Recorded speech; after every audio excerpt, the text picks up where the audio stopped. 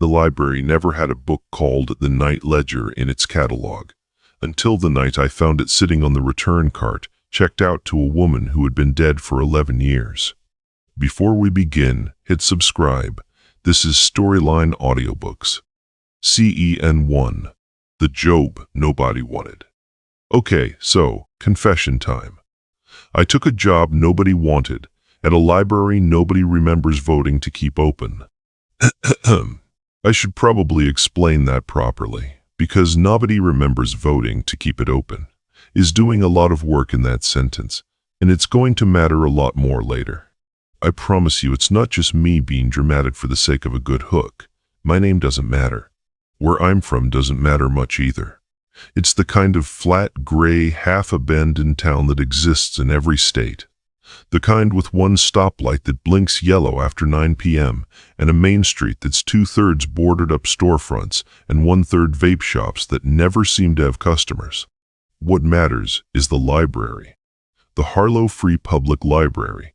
If you want the full, slightly grandiose name, some optimistic town council member gave it back in the 1950s, when Harlow apparently believed it had a future.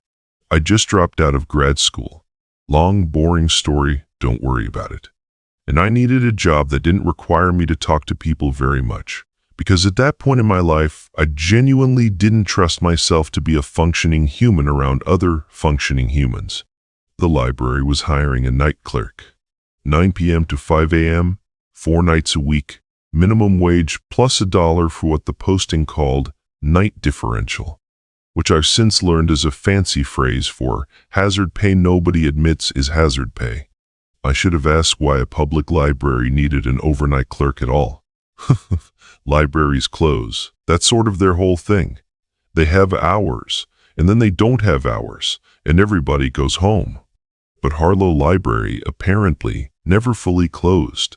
It had a night desk, a night procedure, and, I would later learn, a night patron.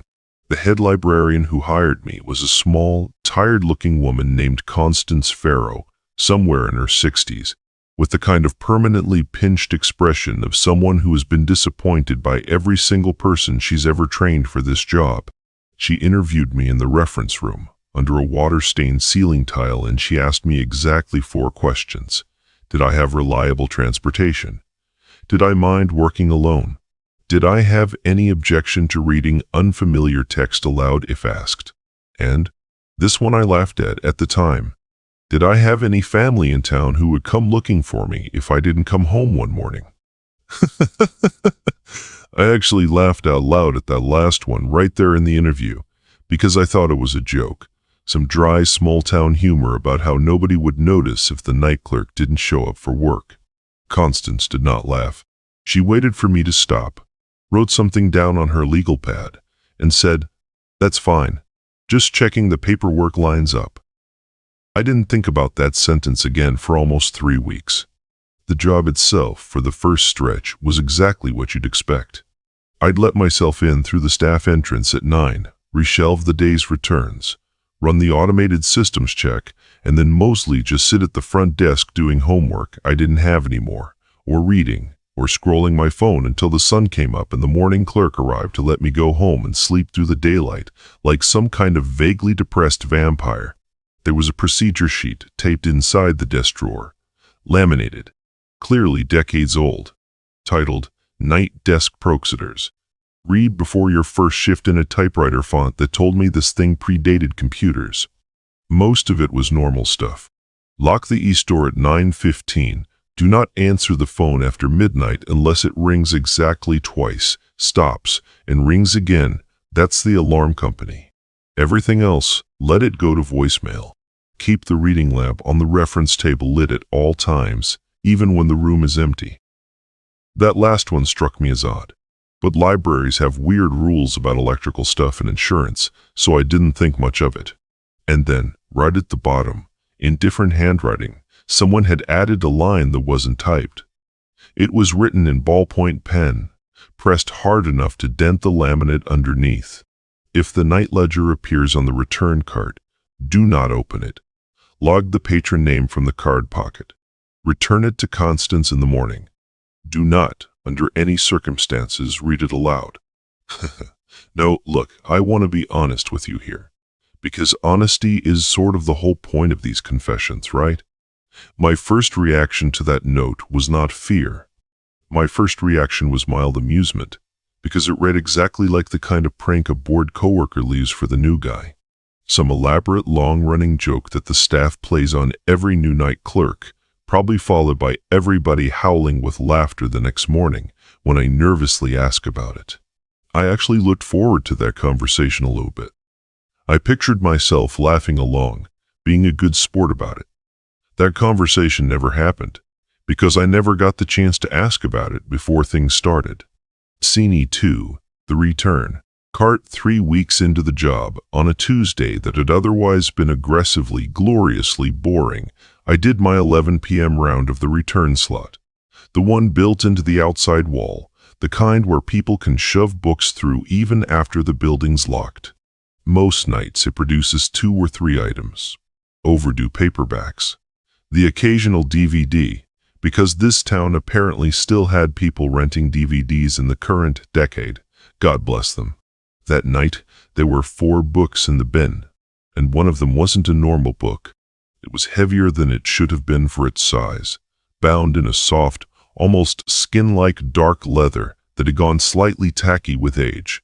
No title on the spine, no barcode sticker, no Dewey Decimal label, nothing that would let it exist in a modern library system at all. When I opened the cover just enough to check for a card pocket, because that's genuinely all I was doing, I want to be very clear I wasn't trying to open the thing itself. I saw, handwritten inside in a spidery old-fashioned cursive, "The Night Eleger, property of the Harlow Library.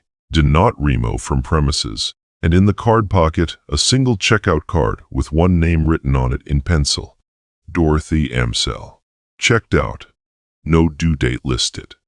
I want to tell you my hands were shaking, that I felt some deep primal recognition of wrongness, some tingling at the back of my neck. But honestly, at the time I mostly just felt annoyed. It was 11 p.m. I had 3 more hours of shift left, and now I had a weird prank book to deal with on top of everything. I figured Dorothy Amsell was some elderly patron with a quirky private collection who'd talked Constance into letting her keep a personal book in the return system for sentimental reasons. Small towns are full of arrangements like that. I did what the laminated note told me to do. I wrote Dorothy Amsell on a sticky note, put it on Constance's desk with the ledger sitting on top of it, and went back to my normal night. It wasn't until the next afternoon, googling out of pure idle curiosity while I ate cereal for dinner like the responsible adult I am, that I found Dorothy Amsell's obituary. Harlow Gazette, dated 11 years, 4 months, and about 2 weeks before that Tuesday night. Age 71. Beloved patron of the Harlow Free Public Library, survived by no immediate family. Found unresponsive in the reading room after the library failed to open one morning. Cause of death listed somewhat unhelpfully as undetermined, natural causes presumed. I actually gasped out loud in my empty apartment, cereal spoon halfway to my mouth, milk dripping onto my shirt, because the coincidence was just too specific. Not a common name, not a vague description. A dead woman, connected to my exact workplace, whose name had appeared in pencil on a checkout card the night before, for a book that officially did not exist. I told myself it was a prank. I told myself somebody, probably Constance herself, in some morbid, long-running staff tradition, had simply reused Dorothy's old library card as a prop. That the ledger was some kind of in-joke about the library's most famous former patron. Small towns love a local ghost story. Every town like Harlow has one. I decided Dorothy Amsell was Harlow's and that I'd accidentally stumbled into the setup of the town's favorite legend. I want you to remember that I told myself that. I want you to remember how confidently, stupidly certain I was. Scene 3. The Reading Lamp. The following week, I finally worked up the nerve to ask Constance about it, mostly because I wanted to see her reaction, half expecting the big reveal. The laugh, The "oh, you found the night ledger, everyone finds the night ledger, everyone finds the night ledger eventually" moment I've been rehearsing in my head. Instead, Constance went very still behind the front desk, set down the pen she'd been holding with a precision that felt almost ceremonial, and asked me a single question. Did you open it? Not, did you find it? Not, isn't that funny? Did you open it? Present tense somehow feeling more like past tense, like she already knew the shape of what I was about to say and was only confirming the details. I told her no, I hadn't. I just checked the card pocket like the note said. And something in her shoulders came down half an inch, this visible unclenching, before she straightened back up and gave me the kind of tight, closed-mouth smile adults give children when they're deciding how much truth a child can handle. Good, she said. Keep doing exactly that. Card pocket only, never the pages. If it appears again, same thing. If it appears again, I repeated, because that phrasing implied a pattern, a schedule, a thing that had happened before and would happen again, and I desperately wanted her to correct me, to say something reassuring like, oh, it won't, that was a one-time thing. She didn't correct me. Instead, she told me, flatly, like she was reading off a maintenance schedule rather than something insane, that the night ledger showed up in the return bin roughly once every 6 to 9 weeks, always overnight, always with exactly one name in the card pocket, and that the name was never, not once in the library's recorded history, the name of someone currently alive. The book, she said, keeps its own records of who's used this building, all the way back. We just log the names and let it be. That's the whole job. That's the whole procedure, and it's worked fine for 60 years as long as nobody gets curious. I laughed. I genuinely laughed, a nervous, too loud bark of a laugh, because it was either that or start looking for the nearest exit, and Constance did not join me. She watched me laugh with an expression I can only describe as pity, like she remembered being the person who laughed at this exact moment, years and years ago, and knew exactly how long that laughter would last. You'll stop finding it funny, she said, around the 3rd or 4th time. After that it just becomes Tuesday. She was right, in the most unsettling way possible. By the 4th appearance of the ledger, always a different name, always a name I could, with a night's worth of obituary research, confirm belonged to someone dead, sometimes decades dead, sometimes so recently dead I recognized the surname from the town's one funeral home's Facebook page. I stopped feeling fear as a spike and started feeling it as a texture. A permanent, low-grade hum underneath every single shift. The reading lamp rule started making a horrible kind of sense too. I noticed, on nights the ledger appeared, that the reference room's old brass reading lamp, the one I was supposed to keep lit at all times, no exceptions, would sometimes flicker in a rhythm that didn't match any electrical fault I've ever seen. 3 long pulses. A pause. 2 short ones. Over and over, for exactly as long as the ledger sat unclaimed on the desk, before I logged the name and set it aside for Constance. I started to suspect the lamp wasn't lighting the room. I started to suspect the lamp was doing something closer to standing guard. See scene 3.5. The regular. Before I get to the name, I need to tell you about Walt, because Walt is the reason I started taking the whole thing seriously days before my own name ever showed up, and because leaving him out would make the rest of this sound a lot more sudden than it actually felt at the time. Walt was one of maybe 6 regular overnight visitors the library had. And yes, I want to sit on that fact for a second, because a public library having overnight regulars should have been my second big red flag, right behind the note in the drawer, and somehow it took me weeks to clock it as strange. Most towns, a library closes at 9 and the building goes dark and stays dark. Harlow's library had a whole quiet ecosystem of people who came in after hours, insomniac retirees who liked the reading room stillness, a couple of long-haul truckers who used the free Wi-Fi in the parking lot and sometimes wandered in to use the bathroom, a woman named Priya who did her nursing school coursework at the corner table from 11 to 2 most nights because her apartment had thin walls and a newborn on the other side of one of them. And Walt. Walt didn't fit into any of those categories. He was somewhere in his 70s, always wore the same gray cardigan regardless of season, and he'd sit at the same table in local history every single night he came in, which was, near as I could tell, about twice a week, no predictable pattern, reading old-bound volumes of the Harlow Gazette that went back decades, sometimes taking notes in a small spiral notebook he kept in his cardigan pocket. The first few weeks, our interactions were exactly what you'd expect from a friendly, slightly odd regular. He'd nod when he came in. I'd nod back. Occasionally, he'd ask me some trivia question about the library's history that I had no way of answering. And he'd chuckle to himself and say something like, "Ah, well, before your time," and go back to his reading. I actually found him kind of charming, honestly, in those early weeks.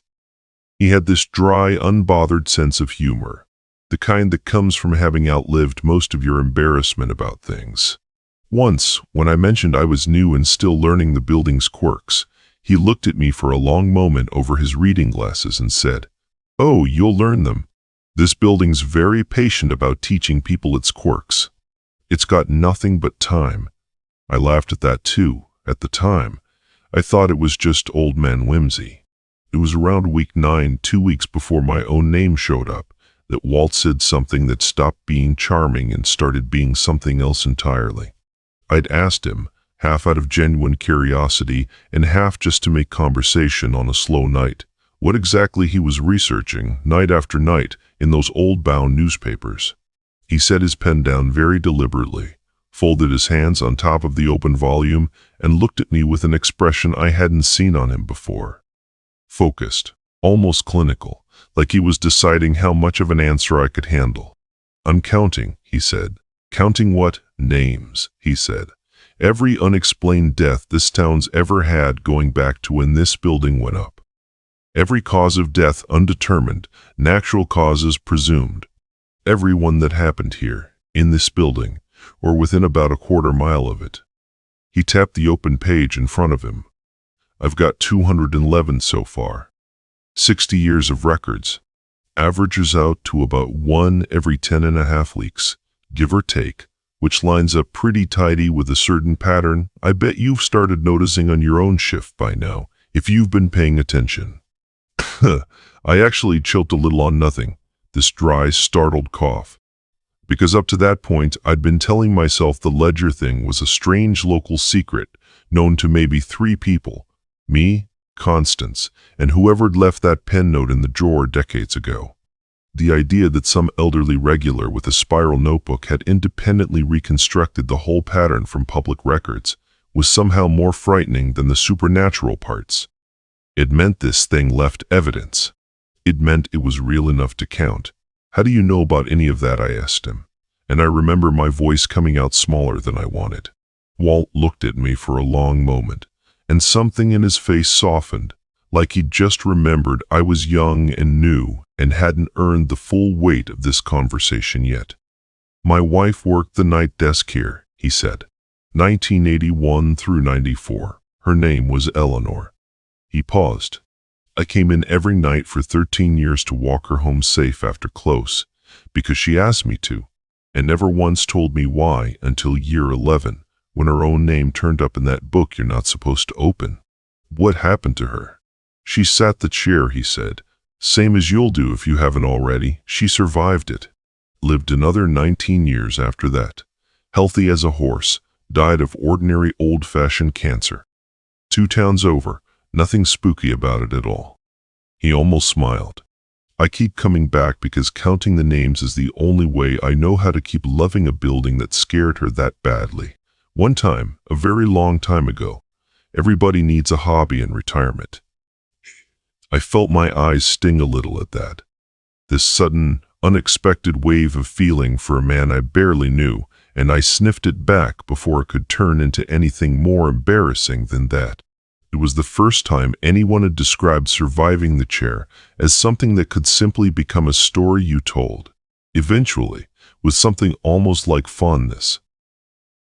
It didn't make me less afraid of what was coming, but it made the fear feel survivable in a way it hadn't before. "Any advice?" I asked him, "for whenever it's my turn?" He thought about it for a long moment, tapping his pen against the spiral notebook. "Don't try to be brave," he finally said. "Bravery's what gets people to open doors they shouldn't open, answer voices they shouldn't answer. The people who make it through aren't the brave ones. They're the stubborn ones. Just be too stubborn to move from that chair, no matter what it shows you, or who it sounds like. Stubborn beats brave, every single time, with this building." I didn't know, sitting there listening to him, that I'd be testing that exact piece of advice inside of 2 weeks. I wish I could tell you I remembered it clearly, in the moment, sitting in that chair with my mother's voice calling from the dark stacks. Mostly what I remember is being too scared to think in complete sentences at all, but something in me held still anyway. Maybe that was Walt's stubbornness, borrowed secondhand, doing the work my conscious mind was too frightened to do. Scene 4. The name I recognize it.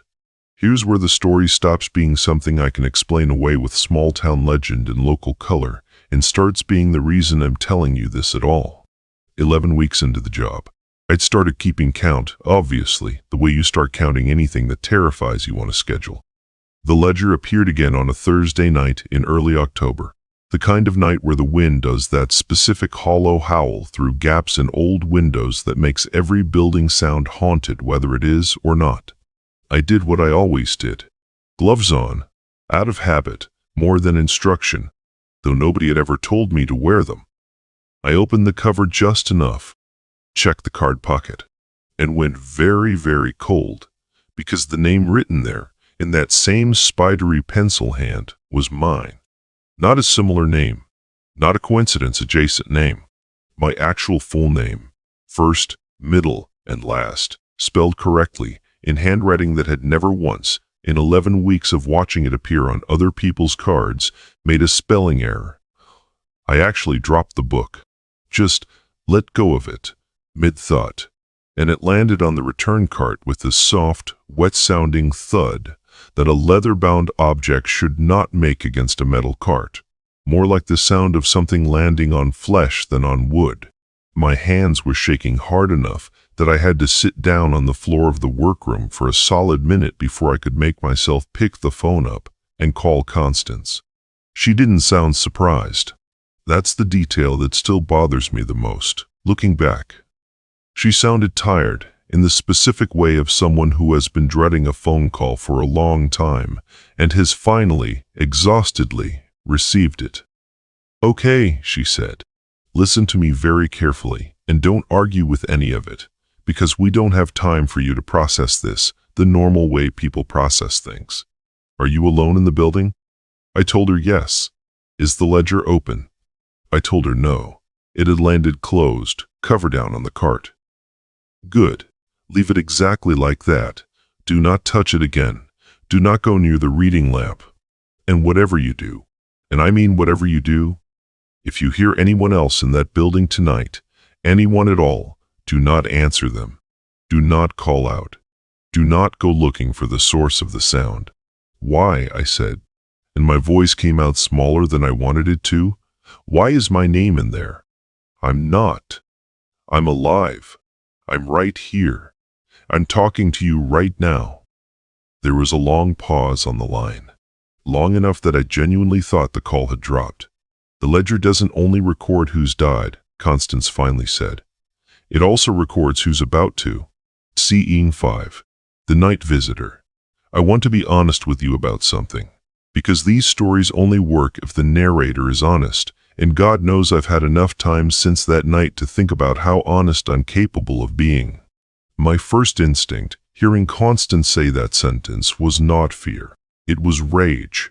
Pure, uncomplicated, "You knew about this and let me take this job anyway." Rage. "You knew," I said. "You knew this thing existed. You knew what it meant when a name showed up. And you hired me anyway. And you let me sit in this building alone 4 nights a week for 3 months. And you never—" "I told you what I could tell you," she said. And there was something raw underneath her usual flatness. something that made me stop mid-sentence. The job posting existed before I was born. The procedure sheet existed before I was born. I didn't build this. I inherited it, same as you're about to, if you make it to sunrise. Every clerk who's worked that desk long enough eventually finds their own name in that book. It doesn't mean tonight. It doesn't always mean soon. But it means the building has decided you're part of its ledger now, one way or another, and there's a very specific thing you need to do to survive the night your name comes up. What thing? I said, and I could hear how thin my own voice had gotten. There's a chair in the reference room, she said. Wooden, straight-backed, sits directly under the reading lamp. Sit in it. Don't leave it, no matter what you hear, until the lamp does its full pattern. 3 long, pause, 2 short, exactly 13 times without stopping. Count out loud if you have to. Don't fall asleep. Don't answer the door, the phone, or any voice that says your name, even if it sounds like someone you know. Especially if it sounds like someone you know. I actually started coughing, this dry, panicked, can't quite catch my breath cough. Half from the dust in that ancient workroom and half from something closer to pure adrenaline closing up my throat. I managed to ask her the obvious question. What happens if I don't? What happens if I leave the chair? What happens if I answer? And she went quiet again in that same terrible way. Nobody's ever told me, she said, because nobody who's left the chair early has ever been around afterward to explain it. She told me she was coming, that it would take her almost 40 minutes from her house outside town, and that I needed to get to that chair right now and not move until either the lamp finished its pattern or she physically walked through the door and told me it was safe. Then the line went dead.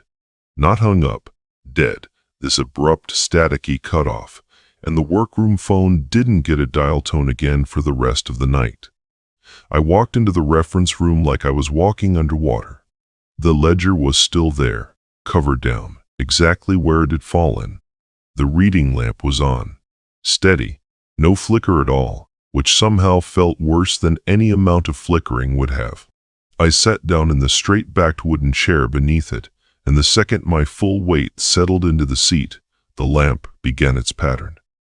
3 long pulses, a pause, 2 short, and somewhere in the stacks behind me, in the dark, unlit part of the library where the biography section lived, a voice that sounded exactly, precisely, unmistakably like my own mother's voice.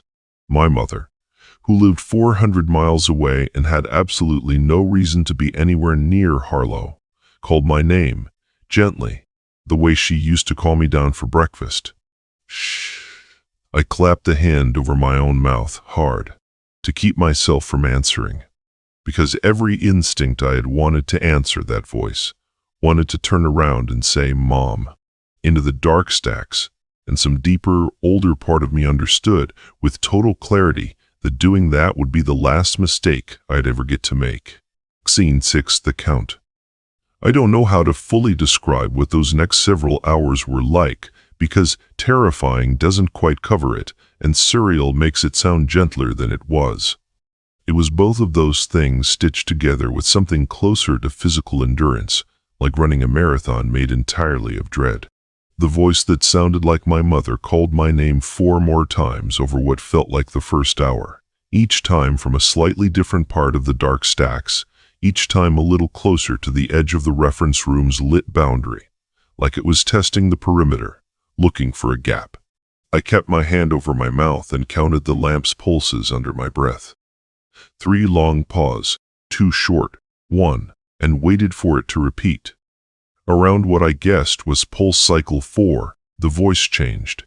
It stopped being my mother and became my college roommate. A person I hadn't spoken to in almost 2 years, calling my name with this exact inflection she used to use when we'd stay up too late arguing about nothing. Then it became a professor I'd had a genuine falling out with, whose voice I hadn't heard in my head in ages. Then, and this was the one that nearly broke me, it became my own voice. Not an approximation. My exact voice, calling my own name from the dark, patient, almost gentle, like it had all the time in the world and knew with total confidence that eventually I would answer. I let out this low, involuntary groan around cycle 7. Some combination of exhaustion and terror, and the specific ache of holding your entire body rigid in a hard wooden chair for hours. And the moment the sound left my mouth, every voice in the stacks went completely, instantly silent, like something out there had just noticed me make a sound and was recalibrating. The lights in the reference room dimmed, not flickered, dimmed, smoothly, deliberately, like someone slowly turning a dial, until the only light left in the entire building was the reading lamp above my head, and its pulse pattern sped up.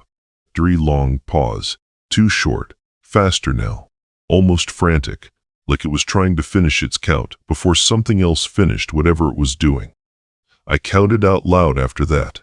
I didn't care how insane I sounded, alone in a dark library at 2 in the morning, whispering numbers to myself like a prayer. 8, 9, 10. Somewhere around 10, I heard the front door, the locked, dead-bolted, alarm-wired front door, creak open, slow and deliberate, and footsteps, unhurried, distinctly human-sounding footsteps, start crossing the main floor toward the reference room. My eyes were streaming by that point, not quite crying, more the involuntary leak of a body running on pure adrenaline and terror, and I sniffed hard, trying to keep quiet, trying not to make a single additional sound that might draw whatever this was any closer. 11. The footsteps stopped just outside the reference room's doorway, in the dark, close enough that I could hear breathing.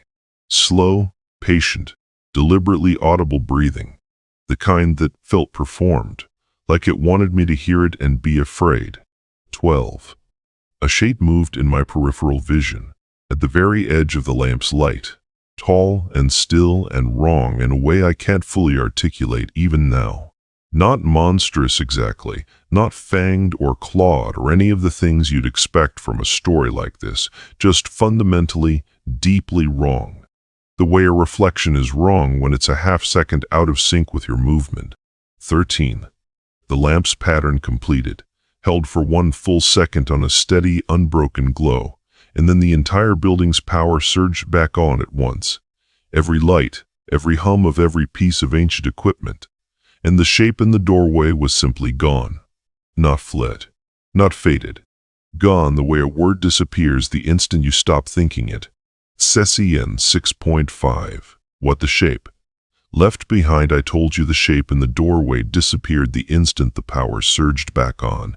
And that's true, but it's not the whole truth. And I've been putting off telling you the rest of it because it's the part that still shows up in my dreams more than anything else from that night. In the half-second before it vanished, the shape did something I haven't been able to fully explain to myself in 10 years of trying. It turned its head, slowly, deliberately, the way you'd turn to acknowledge someone you'd been pretending not to notice, and it looked directly at me. Not in my general direction. At me, specifically, with an attention that felt personal in a way nothing about that night had felt personal up to that point. The voices calling my name from the dark had felt automated almost, like a recording looping through a catalog of familiar sounds, testing which one would get a response. This was different. This felt like being seen, fully and completely, by something that had been waiting a very long time for the chance. And it smiled. I want to be careful how I describe this, because I don't want to make it sound more conventionally monstrous than it actually was. There were no fangs, no impossible number of teeth, none of the things a description like this usually implies. It was worse than that, somehow, in its plainness. It was just a smile, an ordinary, patient, almost fond smile, the kind you'd give someone you were genuinely proud of, and it was aimed at me like I'd just accomplished something significant simply by staying in that chair. Then the lights came back, and it was gone. And the only proof it had ever been there at all was a faint, cold patch of air by the reference room doorway that took almost 20 minutes to warm back up to room temperature, and a single word. Scratched. Not written. Scratched. The way you'd carve something into wood with a fingernail rather than write it with a pen. into the underside of the reading table nearest the doorway. Welcome. I let out this slow, sick groan when I found it, running my fingers over the grooves almost against my own will, needing to confirm they were real and not some trick of adrenaline and bad lighting. Constance found me there 20 minutes later, still crouched under that table, and when I showed her the word, her face did something I'd never seen it do before or since. It went, very briefly, completely blank, not calm, blank, the specific expression of someone whose mind has gone somewhere else entirely for a second before snapping back into a body that has a job to do. Every clerk who survives gets one of those, somewhere in the building, she finally said. Different word every time, near as I can tell, though nobody's ever compared notes properly, because nobody wants to go looking for theirs on purpose. She helped me up off the floor, her grip firmer than I expected from someone her size. Mine says patient under the reference desk if you ever want to check, though I wouldn't recommend it on an empty stomach. I never did check. I believed her completely, and some things you don't need to verify to know are true. CCN 7. Constance Confession. Constance found me still sitting in that chair 40 minutes later, exactly as promised, her headlights sweeping across the front windows before she even got the door open. I hadn't moved. I don't think I could have moved if I'd tried. My legs had gone completely numb from sitting rigid for so long, and when I finally stood up my knees buckled, and she had to half carry me to one of the reading tables. She didn't ask if I was okay, because she could clearly see that I wasn't. Not really. Not yet. She just made 2 cups of truly awful instant coffee from the staff room's ancient machine, and sat across from me and told me the rest of it. The part of the procedure sheet that had never been written down anywhere, because, as she put it, some things you only pass along out loud, person to person, so there's never a physical copy for the wrong person to find. The night ledger, she told me, wasn't a curse on the library. It was closer to a debt. Sometime in the building's history, she genuinely didn't know when, the records that would have explained it had been lost, in the specific way things get lost when somebody decides it's safer that way. The library had made some kind of arrangement to stay open, to stay standing, to keep serving its town through fires and floods and a tornado in the 50s that leveled half of Main Street, but left the library completely untouched. And arrangements like that, she said, always cost something. The something was attention. The building needed to be watched every single night by a living person, or the debt came due in a different way. Not against the building, but against the town itself. Every clerk who'd ever sat that desk had, at some point, become part of the mechanism that kept the debt paid. Their name would eventually appear. They'd sit the chair. They'd survive it or they wouldn't. And either way the building kept standing and the town kept not noticing how strange its library actually was. I asked her, throat tight, why she'd never left. Why she'd stayed decades in a job that clearly extracted this exact toll on a rotating cast of employees. Why she hadn't just closed the place down, burned the ledger, walked away. She was quiet for a long moment, turning her coffee cup in slow circles on the table. I did the chair 22 years ago, she finally said. My name came up my 2nd year on the job, same as yours. I sat it. I survived it. And somewhere around year 3 after that, I understood something the procedure sheet doesn't tell you. Something I'm only telling you now because you've earned it the same way I did. She looked at me directly for the first time all night. Once you survive the chair, the building doesn't just stop threatening you. It starts trusting you. And it is very, very hard to walk away from the one place in the world that trusts you completely. I sat with that for a long time, sipping bad coffee, watching the sun start to come up gray and reluctant through the front windows. And I understood, on some level I didn't fully want to admit yet, exactly what she meant. Scene 8. The months after I want to tell you I quit that job the next morning. That would be the same reasonable ending to this story. The one where the protagonist learns their lesson and gets out while they still can. It's not what happened, and I think you probably already suspected that, given that I'm telling you this story from the vantage point of someone who apparently kept coming back. I did take 3 days off. Constance covered my shifts without complaint, and when I came back, shaky and pale and thoroughly changed, she didn't ask me to explain myself. She just handed me the desk key like nothing had happened, and something about that, the sheer, unblinking normalcy of it, helped more than any reassurance could have. The ledger kept appearing on its usual 6 to 9 week schedule, always a different name, always someone dead, sometimes local, sometimes, I'd learn later, from digging through old newspaper archives on my days off. Travelers who'd passed through Harlow decades ago and never made it out of town. Their deaths quietly filed under vague causes, their names quietly absorbed into whatever kept the library standing. My name never came up again. Not in the 11 months I worked there after that Thursday night. I want to say that's because I'd paid whatever debt needed paying, that the chair had settled something permanently. But honestly, and I mean this, I don't actually know that. I don't think Constance knows either. I think we're both just people who survived a night we shouldn't have been able to survive, and who've decided, separately and without ever quite saying it out loud to each other, that surviving once doesn't mean you're safe forever. It just means you're now the kind of person who understands, bone deep, exactly how thin the walls between safe and not safe actually are. I did eventually leave the job. Not because of fear, not really, but because life moves people along the way it does, and a new opportunity came up 2 towns over that I couldn't turn down. My last shift, I remember standing in the reference room one final time, looking at that straight-backed wooden chair under the reading lamp, and feeling something I can only describe as gratitude, which is an insane thing to feel toward a piece of furniture that nearly witnessed your death. But there it is. Constance hugged me at the door when my replacement, a nervous, overly chatty college kid named Marcus, showed up for his first overnight training shift. She didn't say much, just, "You did good, better than most," and then quieter, almost to herself, "Building's going to miss having you in it." That sentence has stuck with me every single day since.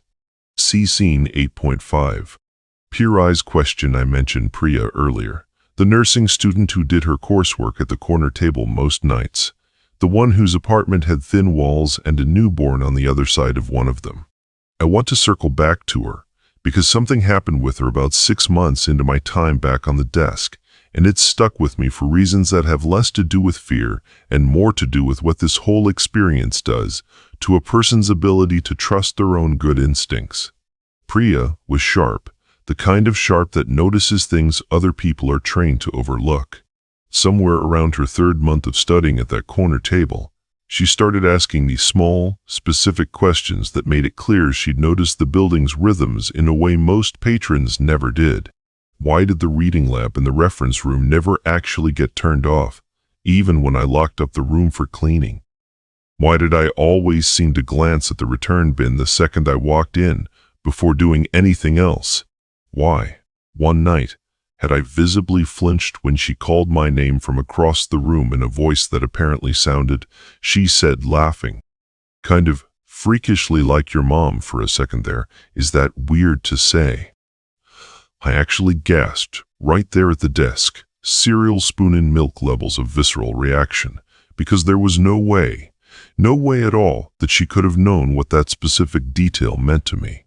And yet there it was, offered up casually, like a joke about a resemblance rather than what it actually was, which was proof that the building's tricks weren't limited to whoever happened to be sitting the chair that night. I didn't tell her the truth. I want to be honest about that, and I still go back and forth on whether it was the right call. Constance's rule, when I asked her about it afterward, was absolute.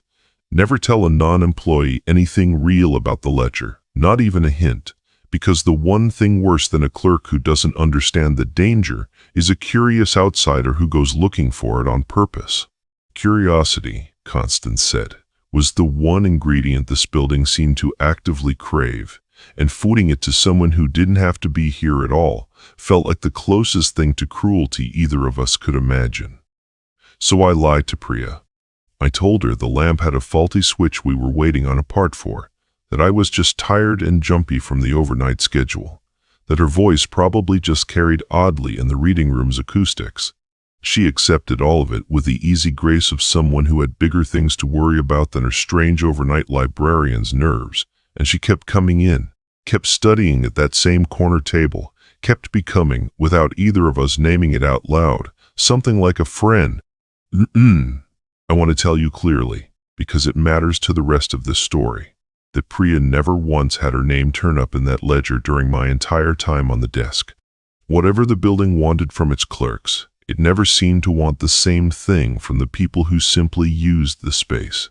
I've turned that fact over in my head 100 times since, trying to decide whether it means the building has some kind of boundary, some rule about who it's allowed to test, or whether it simply hadn't gotten around to her yet.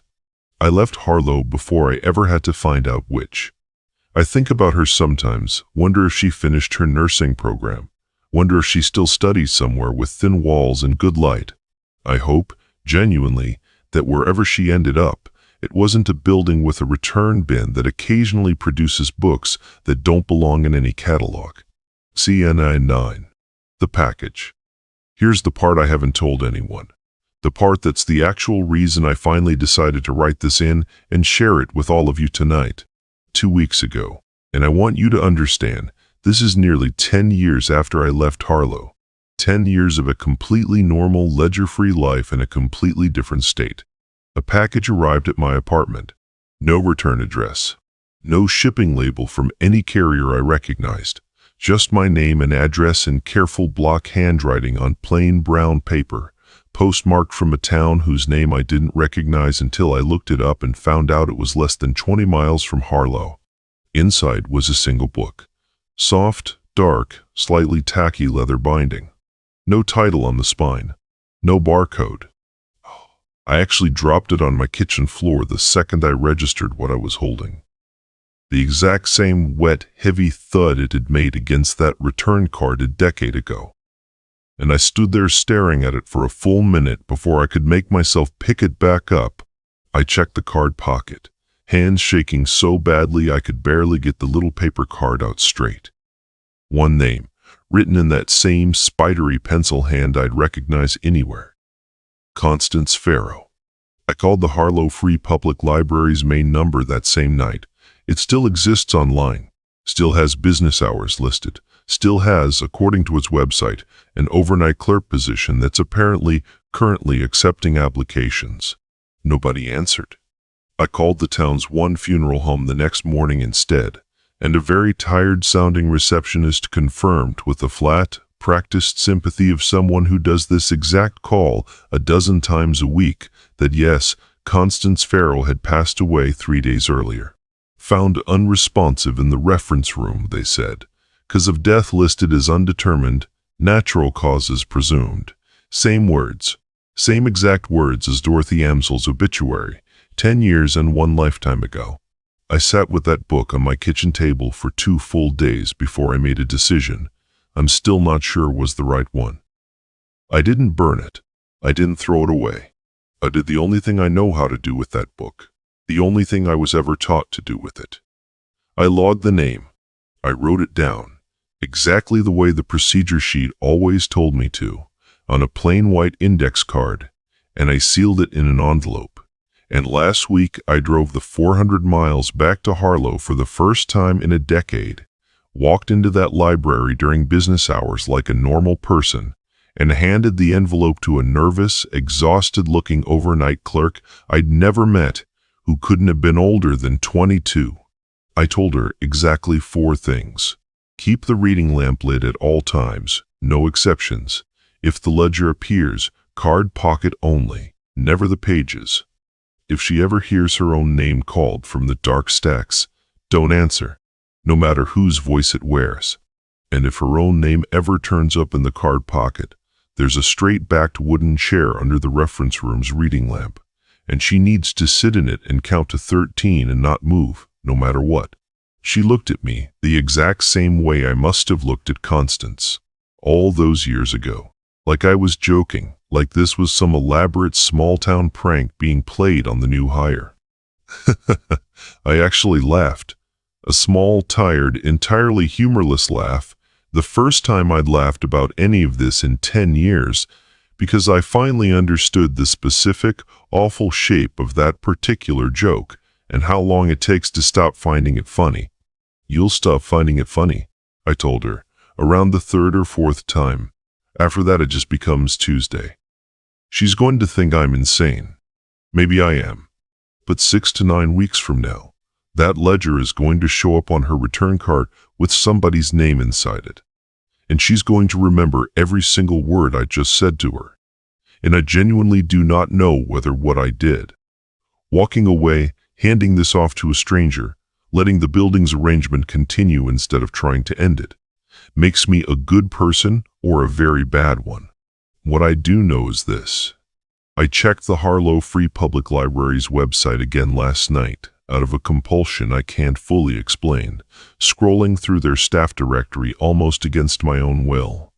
There's a new entry under Head Librarian, my name. My exact full name, listed as having started the position 3 days ago. I have never applied for that job. I've never spoken to anyone at that library about taking it. I have, in fact, been sitting in my own apartment 400 miles away every single night this week. And yet, somewhere in Harlow, in a building that trusts me completely, I think a chair under a reading lamp is already waiting to find out whether that's true. I called the number listed for the new head librarian last night at 9 p.m. exactly, because some part of me needed to hear whether it would ring, or connect to a voicemail box with my own recorded greeting on it, or simply ring forever into a building I haven't set foot in for 10 years. It picked up on the second ring. There was a pause, long enough that I almost hung up, and then a voice, warm and familiar and unmistakably my own, said, "Harlow Free Public Library, this is the night desk. How can I help you tonight?" I didn't say anything. I couldn't. I just listened to myself breathe on the other end of a phone line I had no business being connected to, 400 miles from a building that apparently believes I already work there. Until whatever was on the other end said, gently, almost tenderly, in that same borrowed voice, "It's all right. Take your time. We've got nothing but time here." The building's very patient about teaching people its quirks. Walt's words, from a conversation I never told anyone about, spoken back to me by something wearing my own voice like a well-fitted coat. I hung up. I haven't called back, but I keep the old procedure sheet, the real one, the one I photographed on my last shift 10 years ago, laminate and all, typewriter font and ballpoint pen addendum together, printed out and taped inside my own kitchen drawer now, the way you'd keep a fire extinguisher's instructions, somewhere you'd never need them, right up until the exact moment you desperately do. I don't know if that's superstition or preparation. 10 years ago, I wouldn't have been able to tell you the difference. I'm not entirely sure I can tell you now either. What I can tell you is this. If you ever find yourself taking a night shift job that nobody else seemed to want, at a building older than anyone currently working in it, and somebody hands you a laminated procedure sheet with instructions that seem just a little too specific for ordinary safety rules, read the whole thing. Read every line, including the ones added later in different handwriting. And if a heavy leather-bound book with no title ever turns up somewhere it doesn't belong, checked out to a name you don't recognize, or, God forbid, a name you do, card pocket only, never the pages. It's a small rule. It costs you almost nothing to follow it. I promise you, it costs a great deal more not to. Thanks for listening, everyone. If this one got under your skin, hit that subscribe button, because there are more nights, more ledgers, and more towns just like Harlow waiting to be told. See you in the next story.